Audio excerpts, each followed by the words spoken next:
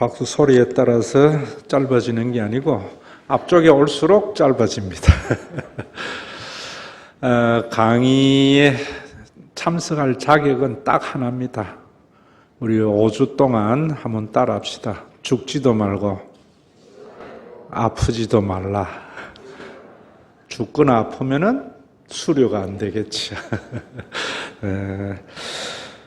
우선에 좀 다른 이야기들 쭉 빼고 교제를 중심으로 말씀을 드리려고 합니다.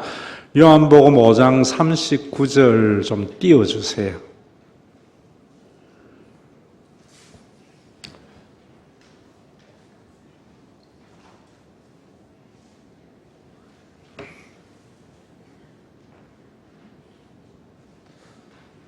사진 보니까 배가 많이 났네.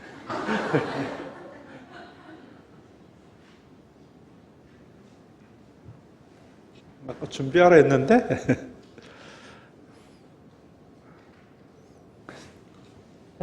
우리 다 같이 한번 읽어봅니다. 너희가 성경에서 영생을 얻은 줄 생각하고 성경을 연구하거니와 이 성경이 곧 내게 대하여 증언하는 것이니라. 예수님이 유대인에게 하는 말씀입니다.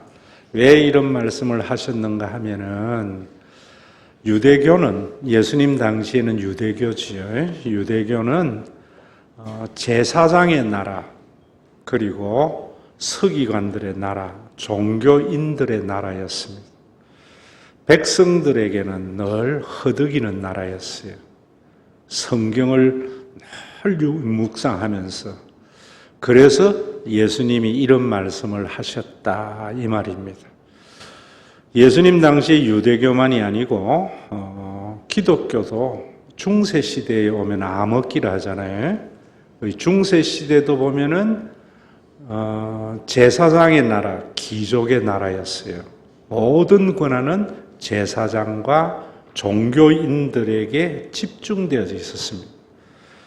그래서 프랑스 혁명이 일어나면서 모든 권력은 국민에게 있다. 이게 민주주의의 모토잖아요. 그러면서 종교인의 나라, 귀족의 나라가 국민의 나라로 바뀌는 게 민주주의인데, 역시 민주주의를 하는 이제 우리가 한 500년이 되어져 가는 이런 때에도 역시 국민의 나라는 되지 못하고 있다는 것을 우리가 현실적으로 알지요. 예수님이 이 땅에 오셨을 때에 세우신 교회는 교인의 나라였어요. 제가 여러분들에게 이 심 있는 잔치를 하는 것도 지금 우리 한국 교회가 교인의 교회면은 이거 할 필요 없습니다. 제가 보는 교회는 목사님의 교회이지 장로님들의 교회이지 교인들의 교회가 되지 못하고 있습니다. 왜 그런가? 이 말씀에 잘 내포되어져 있습니다. 여기 보면은 금방 지웠어요? 너희가 유대인이지요. 성경에서 할 때 이 성경은 구약을 말합니다. 유대인들은 구약을 달달 외울 정도로 보지요. 영생을 얻는 줄 생각하고, 근데 이 영생을 영원히 사는 삶이라 생각하면은 성경에 무식한 사람입니다. 제가 어릴 때에 아버지에게 예수 믿으면 영생 얻는다 했는데 예수쟁이들도 다 죽는데 왜 영생을 얻는다 하세요? 이러니까 천국에서 영원히 산대요. 여기에 이 영생은 그런 것이 아닙니다. 그러면은 목사님의 교회, 장로님의 교회가 되기 쉽습니다. 이 영생은 요한이 헬라어를 차용해서 예수님이 구원하신 것을 설명한 거예요. 이거는 영원한 존재의 삶. 다음 주에 제가 주일 설교 때 말씀을 드릴 거예요. 여러분들 각자가 목사님이 영원한 존재, 하나님이잖아요. 우리는 유한한 존재잖아요. 하나님적 삶을 살게 되면은 여러분들이 교회가 교인의 교회가 됩니다. 모든 사람이 하나님적 삶을 살면은 국민의 나라가 됩니다.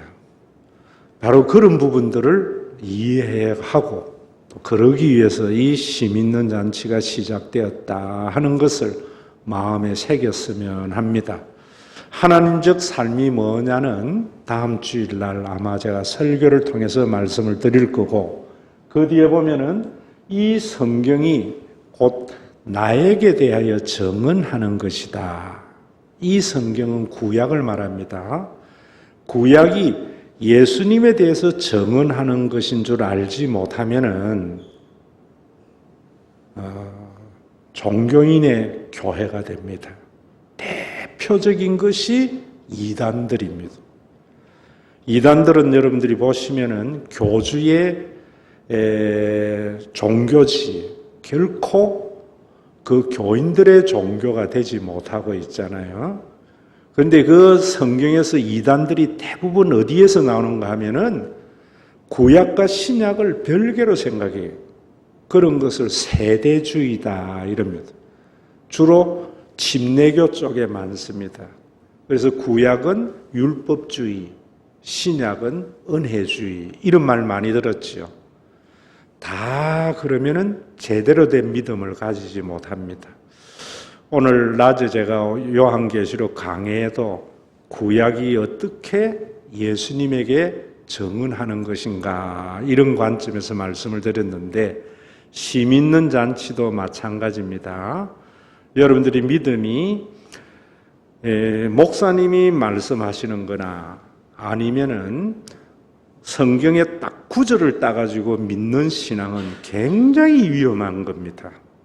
사람과 대화를 할 때에도 맥락 속에서 그 말을 이해해야만이 말에 대한 이해가 되는 거지, 말만 딱 따와서 하면은 오해가 일어나잖아요. 믿음이 그런 거예요. 그래서 이제 이걸 염두에 두고 자 1페이지 제1강 한번 봅시다. 오늘은 하나님의 아들 예수 해놨습니다. 예수를 믿는 것은 기독교인이 되는 거나 교회에 다니게 되는 것은 단순한 종교 행위이고, 참된 교인이 되려면 예수를 하나님의 아들로 믿어야 됩니다. 그래서 그 옆에 2페이지에 보면은 성경 구절이 쭉 나와 있는데, 마가복음 1장 1절에 보면은 하나님의 아들 예수 그리스도의 복음의 시작이다 이러잖아요. 그 말이 뭐냐면 예수님이 하나님의 아들인 것이 모든 사람에게 기쁜 소식이다 이런 말입니다. 왜 이런 말을 하는가? 제사장과 종교인들의 나라에서 이제 제사장뿐만 아니고 모든 국민들에게 기쁜 소식이 된다 이런 말입니다. 그러면은 예수님이 하나님의 아들이신 것을 믿는 것이 왜 그런가? 그것이 이제 우리가 함께 풀어가야 할 문제다 이 말입니다. 로마서 1장 1절에서 4절, 로마서는 저를 보세요. 유대교의 대가였던 바울이 유대교에서 회심을 하면서 깨달은 내용을 적은 겁니다. 거기에 보면 2절에 노란 걸로 해놓은 것을 우리 같이 읽어봅니다. 시작. 이 복음은 하나님이 선지자들을 통하여 그의 아들에 관하여 성경에 미리 약속하신 것이다. 예수님이 하나님의 아들인 이 기쁜 소식은 하나님이 선지자들, 구약에 이미 이 사실에 대해서 약속한 것이다. 이렇게 말하고 있습니다. 그리고 이제 마태복음, 누가복음, 마태복음 4장 2절, 요한복음 4장 6절, 요한복음 11장 35절에 보면은 인간으로서의 예수님의 모습을 그리고 있지요. 베들레헴에서 태어났고 나사렛에서 성장하였고 키도 자랐고 더욱 사랑스러워가는 성품도 좋아졌고 금식하고 난 뒤에 줄이셨고 길 가시다가 피곤해 하셨고 친구 나사로의 죽음에 눈물도 흘리셨습니다. 우리가 똑같은 인간인데 예수는 왜 하나님의 아들로 믿어야 되느냐? 이 문제입니다. 3페이지로 넘어가 봅시다. 그래서 질문 1이 우리 질문 1의 1번 다 같이 한번 읽어봅니다. 왜 우리는 예수를 하나님의 아들로 믿어야 하는가? 자, 2번도 우리 같이 한번 읽습니다. 왜 예수가 하나님의 아들인 것이 모든 사람에게 기쁜 소식이 되는가? 자, 이 질문이 중요합니다. 그래서 성경 구절은 해난 대로 요한복음 10장 30절에 보면 예수님이 나와 아버지는 하나이다. 예수님은 자기가 하나님이래요. 그리고 빌립이 유대인이죠. 빌립은 원래 구약 성경을 읽고 신앙을 가지고 있었던 유대교의 신앙을 가지고 있었던 빌립이 예수님에게 묻습니다. 하나님 한 번만 보여주면 좋겠다고 하니까 예수님이 뭐라고 하는가 하면은 그 뒤에 노란 거 한번 읽어봅니다. 시작. 나를 본 자는 아버지를 보았거늘 어찌하여 아버지를 보이라 하느냐. 자, 여러분 여기 보면은 예수님이 뭐라는가 하면은 예수님을 보면은 하나님을 본 거라고 그래요. 그런데 여러분들도 아마 빌립과 같은 종교인들이 많을 거예요. 그래서 하나님 한 번만 보여주면 내가 절대로 흔들리지 않고 믿겠는데 이 생각을 가지면은 이단에 빠지기 쉽습니다. 정통교회에 다녀도 이단에 빠지기 쉽습니다. 대부분 이단의 교주들은 내가 삼각산에 기도하다가 이런 하나님을 만났다 이러거든요. 정통교회의 목사님들도 보면은 크게 목회하는 목사님들이 그런 체험을 강조하면서 자기를 믿도록 해요. 유대교가 그랬거든요. 그런 영적 호기심을 가지고 있는 게 인간의 당연함이에요. 그걸 제가 예전에 인간이 가지고 있는 신인식이다 그랬어요. 그래서 그 신인식을 가지고 종교인들은 사람들을 가스라이팅 하는 거예요. 그 대표적인 것이 정명석이나 이만희나 이런 교주들이라고요. 정통교회도 이런 부분이 너무 많아요. 성경은 뭐라 그래요? 예수님을 본 자는 아버지를 본 자다. 그래서 예수님을 보면서 어떻게 하나님을 보느냐 하는 것이 해결해야 할 문제예요. 이 강의를 하면서 그 부분에 대한 대답을 드릴 거예요. 그리고 마태복음 14장 33절에 보면은 이 내용이 뭐냐면 그 앞에 풍랑이 있는 갈릴리 바다를 예수님이 걸어가셨어요. 그리고 난 뒤에 제자들이 배를 타고 따라가다가 풍랑이 일었어요. 배가 깨어질 때쯤 예수님이 물 위로 걸어오는 거예요. 그러니까 예수님의 제자들이 뭐라는가 하면 유령이다 이런 거예요. 제가 오늘 여러분들에게 오전에 설교할 때에 성경은 다큐입니다 라고 했죠. 사실이에요. 예수님이 물 위로 걸어오실 때에 보통 반응은 유령이다 이럴 거 아니겠어요. 그래서 예수님이 자신이라 하니까 베드로가 풍덩 바다에 빠졌는데 믿음이 적은 자여 하고 예수님이 건져 올리면서 배에 와서 바람아 잠잠하라 이랬어요. 그러니까 바람이 잠잠해졌어요. 이건 다큐고 팩트예요. 그러면 여러분들이 만약에 그 현장에 있었다면 뭐라 그래야 되겠어요? 솔직히 한번 이야기해 보세요. 나하고 여러분들이 강릉 바다에 가서 풍랑이 있는데 내가 바람아 잠잠하라 하니까 바다가 조용해졌어요. 그럼 여러분들이 나를 보고 뭐라 그러겠어요? 아, 우리 목사님 굉장하네 이러잖아요. 그런데 희한한 결론을 말해요. 마태복음에. 이분은 진짜로 하나님의 아들이로구나 이런다고요. 왜 이런 반응을 했는가? 이제 그런 것이 앞에 읽었던 거예요. 유대인들의 신간하고 한국의 신간이 다른 거예요. 이건 조금 이따가 제가 설명을 드릴 거예요. 어쨌든 간에 예수님이 풍랑이 일어날 때에 잠잠하라니까 바람이 잠잠해지니까 그 배에 있었던 사람은 이분이 진짜로 하나님의 아들이구나. 그동안에 안 믿었다는 말이지요.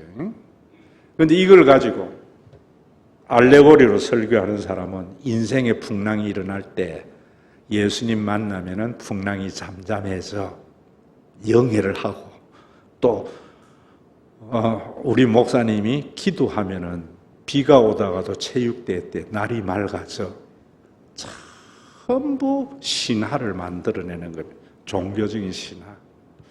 예수님의 그 사건은 예수님이 하나님의 아들인 것을 드러내기 위한 거예요. 이걸 증거하는 것이 목사지요. 그 다음에 도마도 그랬어요. 예수님을 안 믿었던 도마인데 부활을 안 믿었는데 부활을 목격하고 나의 주, 나의 하나님이다. 그리고 예수님을 십자가에 못 박았던 백부장도 그 사형의 현장에 일어나는 상황을 보면서 그 다음에 마가복음 15장 39절 백부장의 노란 걸 같이 읽습니다. 시작. 이 사람은 진짜로 하나님의 아들이구나 이랬어요. 자, 그러면은 그 밑에 3번의 밑에 성경 구절 밑에 있는 것 다 같이 한번 읽습니다. 예수님 자신이 하나님의 아들이라고 주장할 뿐만 아니라 제자들과 심지어 십자가에 처형했던 로마의 군인들까지도 예수님을 하나님의 아들이라고 합니다. 이 팩트예요. 팩트. 그래서 예수님을 하나님의 아들이라고도 하고 또 예수님은 하나님이라고도 하는데 뭐 족보가 이래. 옛날에 웃은 이야기 있었잖아요. 어떤 할머니가 교회 다니는 사람 보고 저 예수쟁이들은 이상해. 시어머니도 하나님을 아버지라고 하고 며느리도 아버지라고 한다는데 무슨 그런 족보가 없는 쌍놈의 종교가 있나 이랬다는데 한국적 사고지요. 예수님 자신이 하나님이라고 한 것은 앞에 누구를 보면 하나님을 안다고요? 예수님을 보면 그 말은 뭔가 막 계시론적 측면에서 자기를 주장하는 거예요. 그 계시는 100% 같아야 돼요.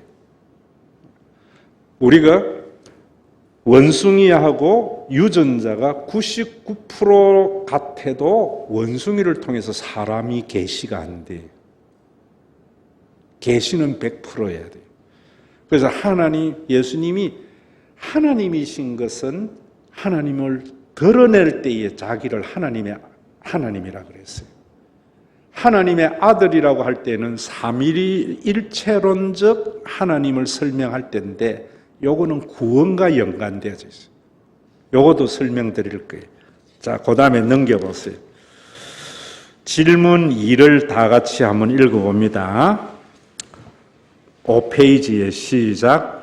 어떻게 예수님의 제자들이나 예수님을 십자가에 못 박은 백부장까지 예수님을 하나님의 아들로 믿게 되었을까? 자, 거기 질문 2에 대한 대답이 있습니다. 한국인의 생각 같이 읽습니다. 내가 만일 한국인 당신에게 나는 하나님의 아들이라고 주장한다면 당신은 내가 무엇을 하는 사람이라는 생각이 드는가? 자, 보세요. 목사님에게 하나님의 능력이 함께해. 하나님이라고 안 해요. 그런데 이단들은 정명석이는 자기가 하나님이라 그래요.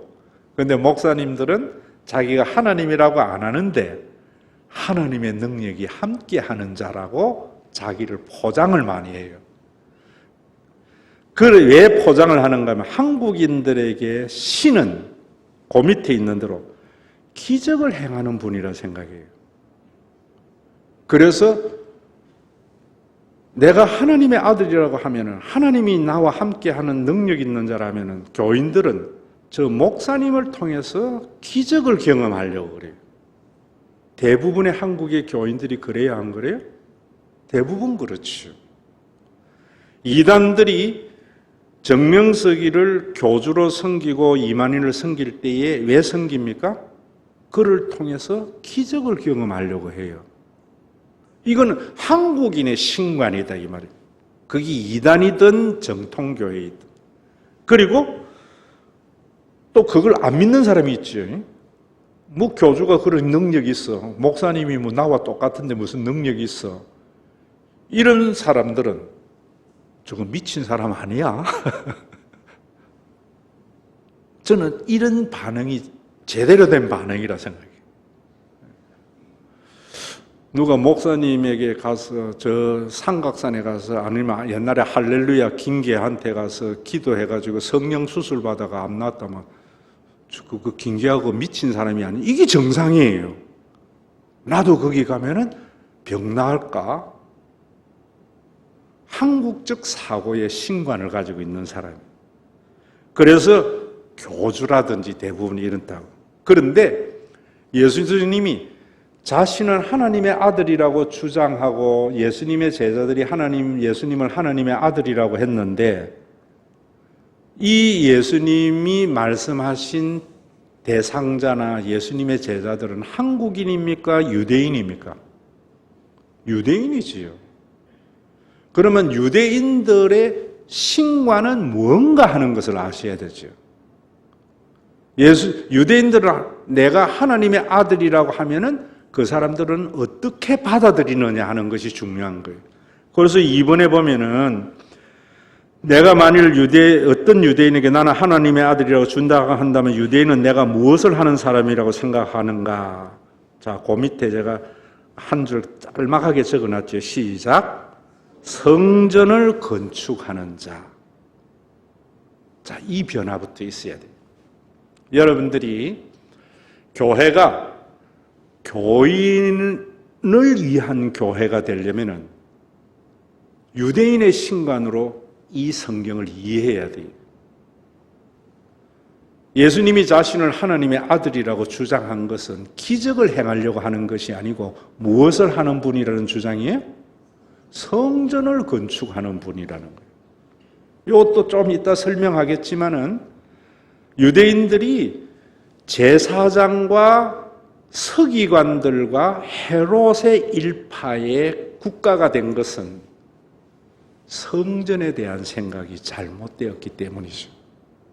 자, 요건 제쳐두고도. 자, 예수님이 유대인에게 하나님의 아들이라 그랬어요? 한국 사람에게 하나님의 아들이라 그랬어요? 1차적으로 유대인에게. 그럼 유대인들은 자신을 하나님의 아들이라 하면은 기적을 행하는 자라 생각하지 않고 성전을 건축하는 자다. 요 주장하고 연계해서 이해해야 돼요. 그래서 제가 그 밑에 설명 다 같이 읽습니다. 한국 사람들은 자신을 하나님의 아들이라고 하는 사람에게 어떤 초능력을 기대하겠지만 유대인들은 성전 건축할 사람이라고 생각합니다. 이러한 차이를 알지 못한다면 예수님께서 자신을 하나님의 아들이라고 주장한 것을 믿지 못하게 될 뿐만 아니라 예수님을 믿는 이유가 자신의 유한한 능력을 극복하기 위한 잘못된 신앙으로 변질되게 됩니다. 이단만이 아니고 대부분의 한국 교회가 이런 상황이에요. 자, 3번. 그러면은 왜 예수님이 하나님의 아들이라는 주장이 성전을 건축하는가 하는 것에 대한 근거가 있어야 되잖아요. 그냥 내가 말하면 안 되잖아요. 유대인들은 구약 성경을 믿었다 했어요? 안 믿었다 했어요? 철저히 구약 성경을 믿은 사람들입니다. 그때는 신약은 없었어요. 그리고 구약은 하나님께서 유대인에게 하신 약속들이에요. 오전에도 제가 그 말씀을, 그래서 성경을 경이라 하면 안 돼요. 언약서라 그래요. 한국의 신앙이 대부분 변질되는 것이 경으로서 성경을 생각해요. 불경, 성경. 여러분, 왜 불경이라고 하는 줄 아세요? 성경이 먼저 성경이라고 하니까 자기네들은 불경이란 거예요. 경은 경구, 좋은 말씀, 교훈의 말씀이라는 말이잖아요.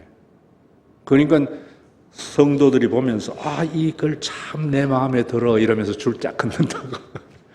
그럼 교훈을 받는 거지. 성경을 제대로 읽는 것은 하나님의 약속에 대해서 성경에 줄을 꺼야 돼요. 그러니까 약속을 믿는 건데 그 약속 중에 사무엘하 7장 12절에서 16절이 굉장히 중요한 성경 구절이에요. 구약에. 자, 이 말씀을 저를 잘 한번 보세요. 이제 제가 설명을 해드릴게요.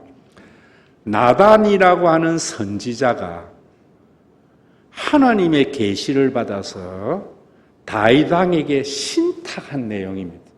신탁한 내용. 그 내용이 뭐냐면은 다윗 왕이 자기가 성전을 지으려고 했어요. 그게 유대인들에게 꿈이니까. 그러니까 하나님께서 나단 선지자를 통해서 뭐라고 이야기하는가 하면은 안 돼 이랬어요.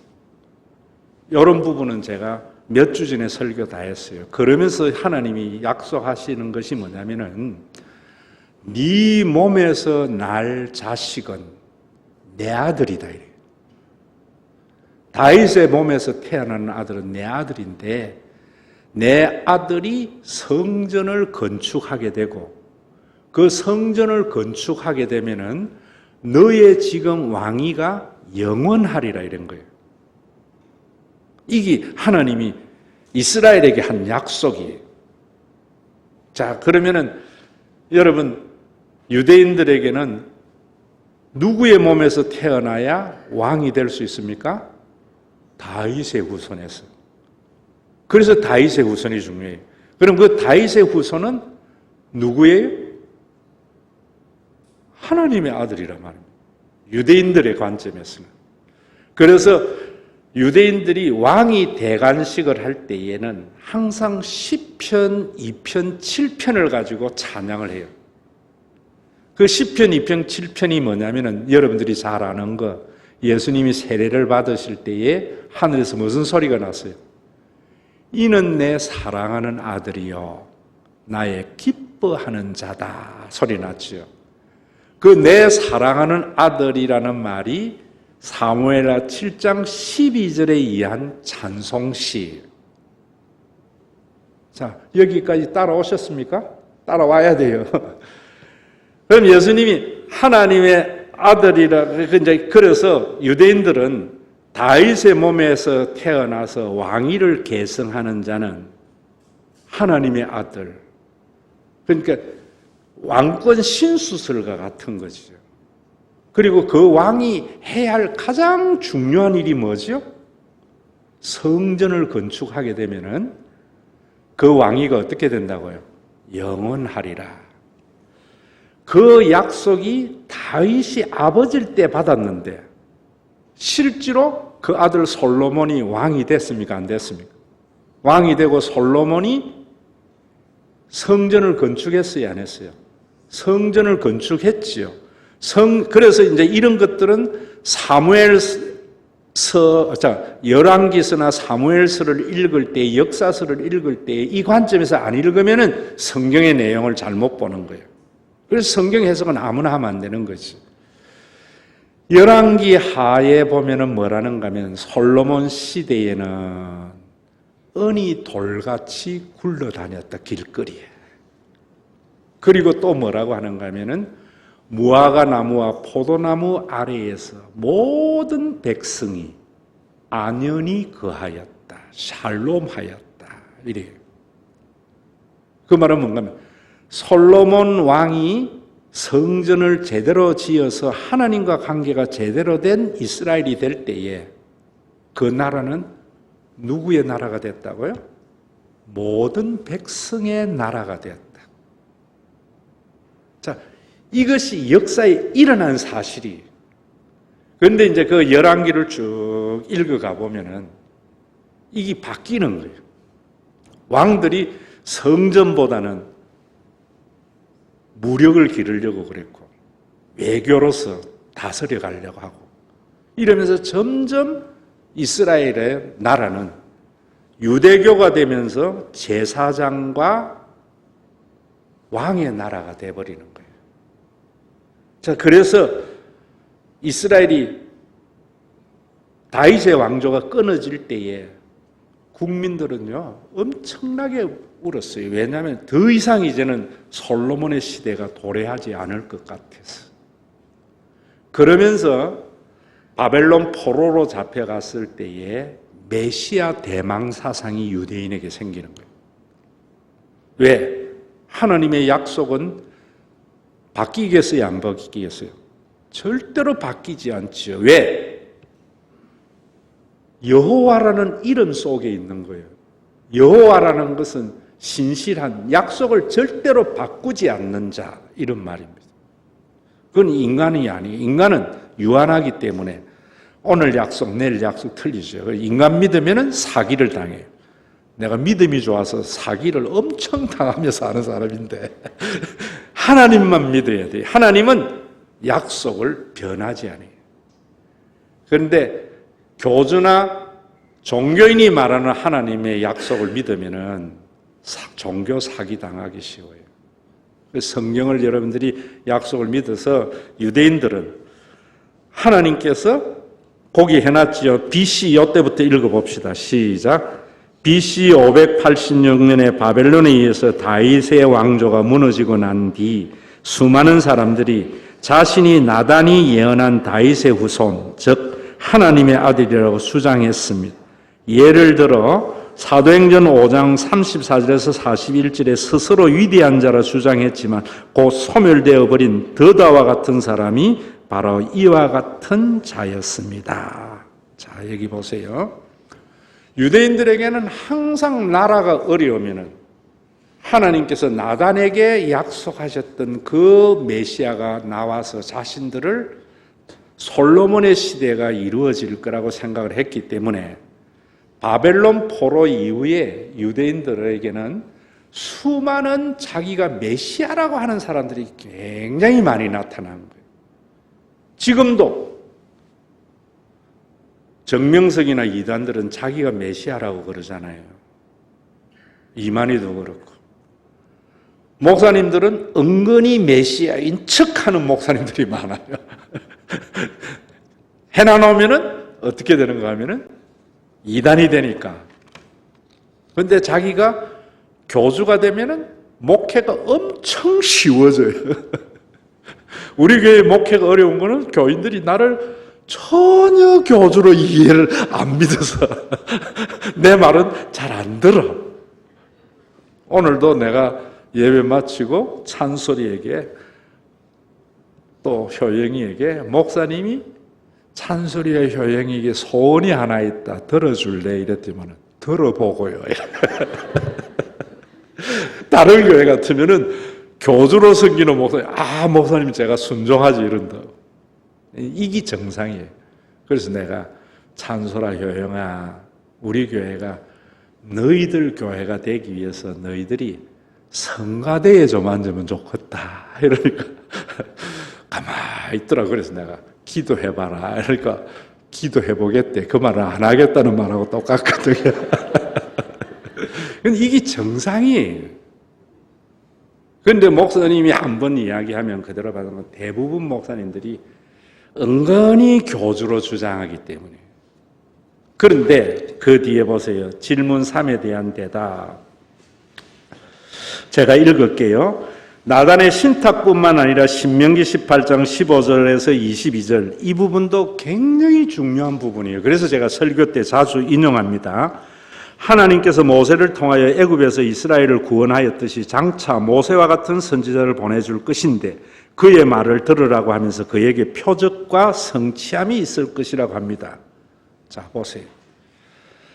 하나님이 모세와 같은 선지자를 보내어주고 메시아를 보내어주면 그에게 뭐가 있을 거라 그랬어요?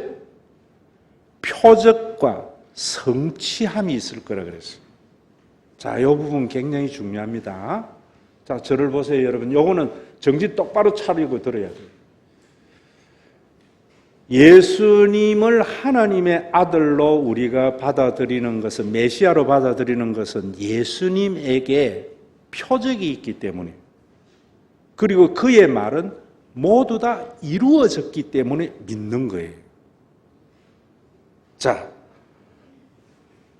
이만희나 정명석이나 어떤 목사님에게 기적이 일어날 수도 있겠어요, 없겠어요? 있겠지요. 그런데 항상 일어나는 게 아니라, 안 일어나면 뭐라 그래요? 네 믿음이 부족해서 그래. 이건 표적이 아닌 거예요. 표적은 항상 일어나야 돼요. 그리고 그가 말한 것은 반드시 이루어져야 돼요. 한 번 이루어지면 안 돼. 정명석이 믿는 나는 신이다 보니까 왜 믿었나 하니까 정명석이가 비 안 온다 했는데 진짜 안 왔대. 한 번 안 왔대. 그건 성취함이 아니지. 그래서 성경에서 여러분들이 봐야 되는 것은 예수님은 그 표적이 항상 일어났고 모든 예언이 이루어졌어요. 내가 예수님을 하나님의 아들로 믿는 이유는 바로 이 부분 때문이에요. 왜 그런가 하면은 신명기에 일어났어요. 표적이 없거나 성취함이 없으면은 그 선지자는 지 마음대로 말한 거기 때문에 어떤 말을 해도 믿지 마라, 두려워하지 말라 이랬어요. 자기가 메시아인 척 가장해가지고 김지만 집사 그래 믿으면은 하윤이 대학 잘 못 가. 이래도 그 말 때문에 두려워하거나 믿지 말라 이런다고요. 그런데 진짜로 표적과 기사, 성취함이 있는 예수님의 말씀을 두려운 마음으로 받아들여야죠. 자, 그래서 거기에 보면은 고린도전서에 이래 말합니다. 유대인은 표적을 구하고 헬라인은 지혜를 찾으나 고린도전서 1장 22절의 말씀은 유대인들이 하나님의 아들로서 성전을 건축할 자는 구약에 예언된 표적을 보여달라고 요구한 것입니다. 마태복음 12장 38절에 표적을 구하는 서기관과 바리새인들의 요구 역시 구약에 예언된 표적을 보여달라고 한 것입니다. 그 뒤에 여러분들이 쭉 읽어보는데, 자 보세요. 예수님이 하나님의 아들이라고 이야기하니까 유대인들이 예수님에게 끊임없이 요구했던 것이 표적을 보여달라고 신명기에 의한 이런 요구를 한 거예요. 여러분들이 만약에 누구의 게임에 빠져서 정명석이나 이만희에게 가면은 정명석이 이만희에 만나면은 그에게 안수 받으려고 이러는 게 아니고 네가 메시아인 표적을 보여다오 이래야 돼요. 어떤 목사님이 마치 자기를 하나님이 함께하는 자라거든. 진짜 한번 표적을 보여줘 보세요. 이래야 돼요. 유대인들은 하나님의 아들이라고 하는 예수에게 항상 뭐라는 건 표적을 보여달라고 했던 것이 복음서를 읽어본 사람들은 이해할 거예요.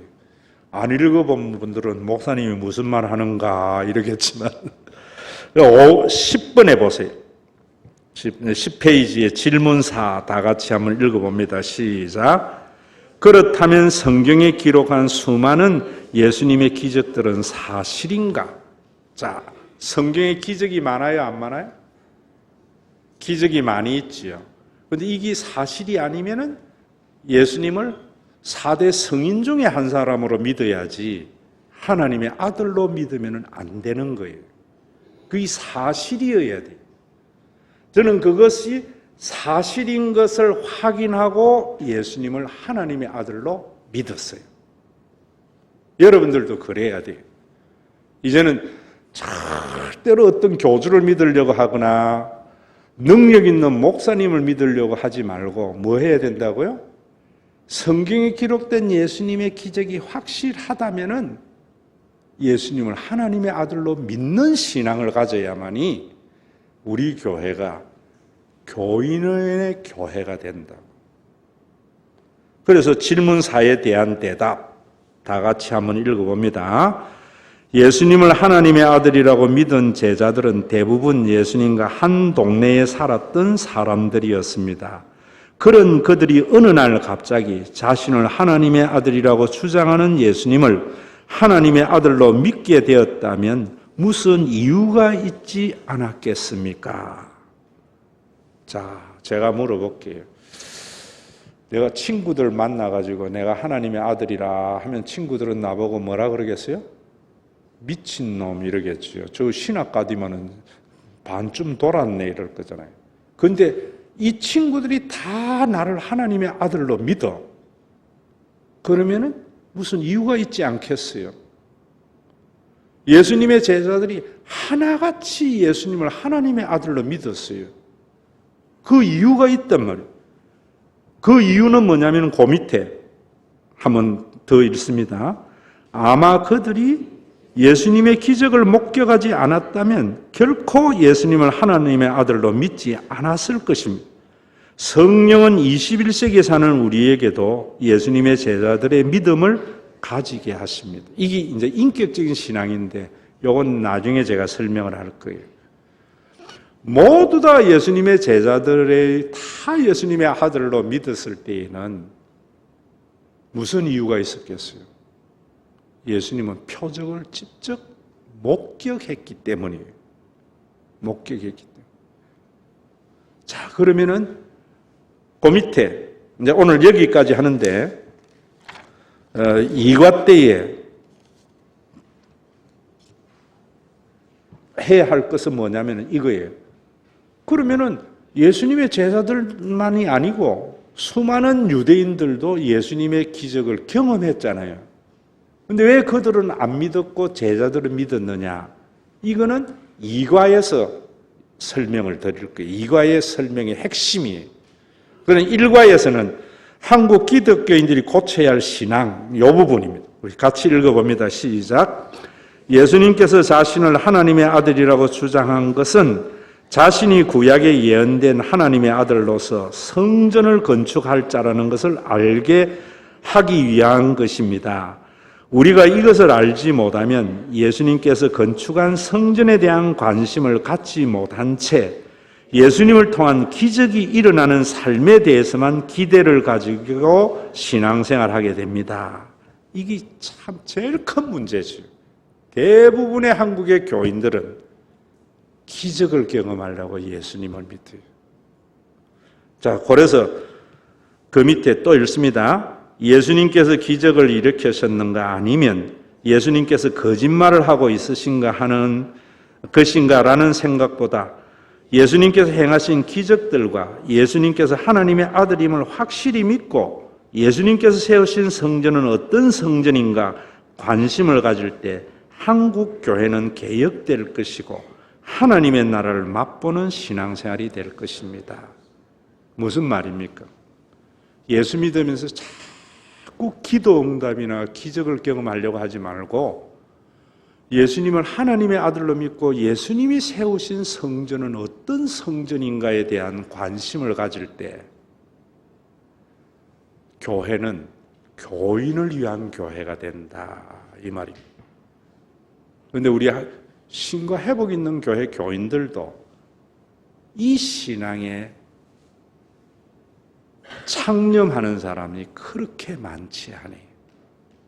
자, 그러면은 제가 마지막 재밌는 이야기하고 마칠게요. 예수님이 하나님의 아들이 아니라면은 우리 과정을 한번 해봅시다.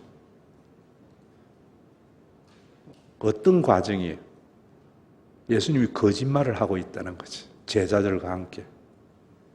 또 하나님의 아들이 아니라면은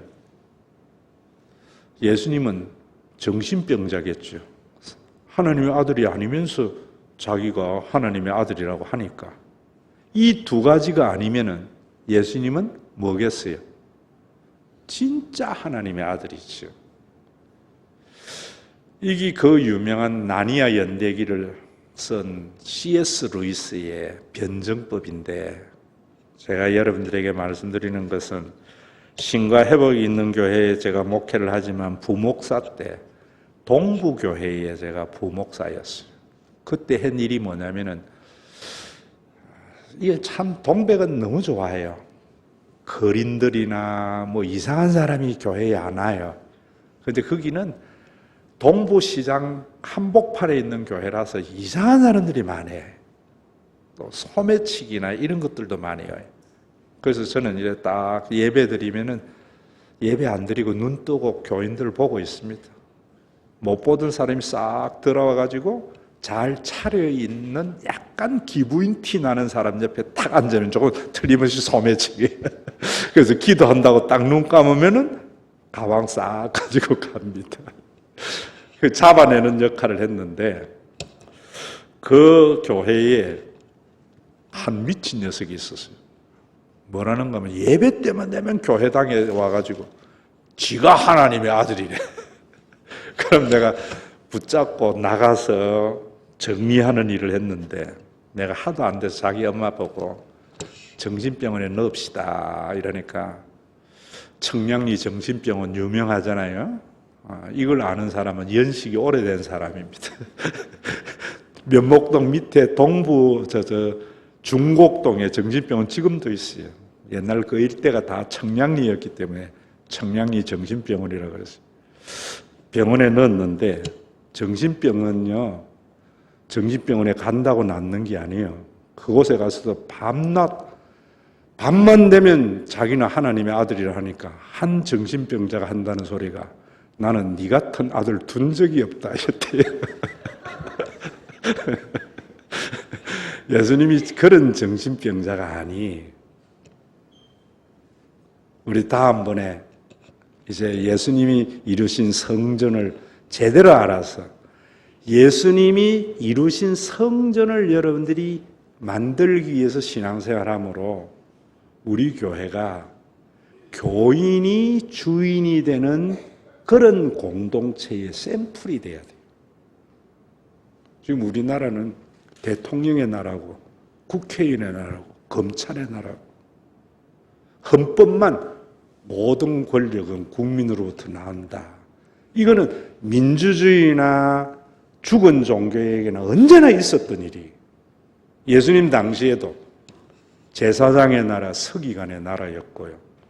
중세시대에 종교가 타락했을 때에도 제사장과 종교인들 2%가 국토의 40%를 가지고 있었고, 어떤 병력의 의무 세금도 내지 않고 98%의 국민들이 세금을 냈다고요. 왜? 기독교가 예수님이 세우신, 중세는 기독교 국가잖아요. 예수님이 세우신 성전에 대한 생각이 없이 그저 교주를 따랐기 때문입니다. 그게 지금의 천주교 말고요. 지금의 천주교도 그런 생각이 있지만 중세의 천주교가 그런 종교였어요. 조별 모임하면서 택도 없는 질문을 해도 괜찮습니다. 여기까지 하겠습니다.